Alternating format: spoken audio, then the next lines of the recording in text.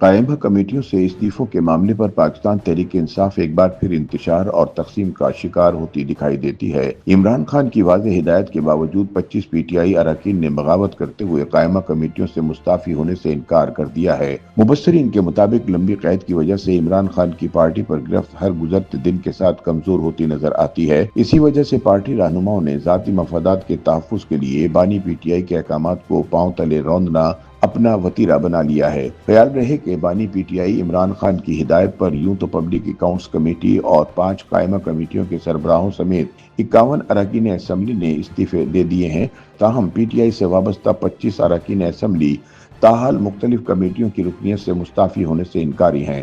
ذرائع کے مطابق پی ٹی آئی سے وابستہ 25 ارکان قومی اسمبلی ایسے ہیں جنہوں نے قائمہ کمیٹی کی رکنیت سے استعفیٰ نہیں دیا۔ ان میں لطیف کھوسہ، شیر افضل مروت، ریاض فتحانہ، شیر علی ارباب سمیت دیگر شامل ہیں۔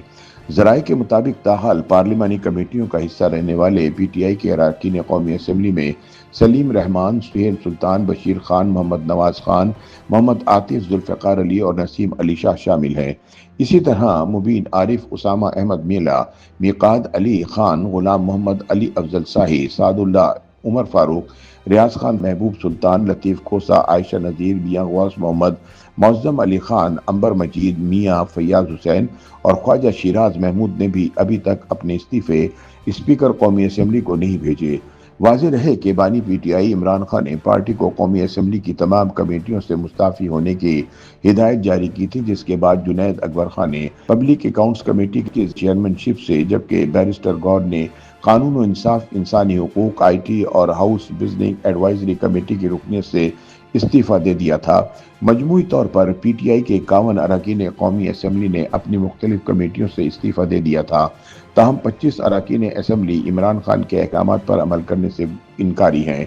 سیاسی تجزیہ کاروں کے مطابق قائمہ کمیٹیوں میں رہنا اراکین کے لیے نہ صرف طاقت اور اثر و رسوخ کا ذریعہ ہے، بلکہ ان کمیٹیوں کے ذریعے وہ اپنے حلقوں کے مسائل اجاگر کرنے اور ترقیاتی منصوبے لانے میں بھی کردار ادا کرتے ہیں۔ اس لیے استعفے دینا براہ راست ان کے سیاسی مستقبل پر منفی اثر ڈال سکتا ہے۔ یہی وجہ ہے کہ متعدد اراکین عمران خان کی ہدایت کو نظر انداز کر کے اپنی ذاتی اور حلقہ جاتی سیاست کو ترجیح دے رہے ہیں۔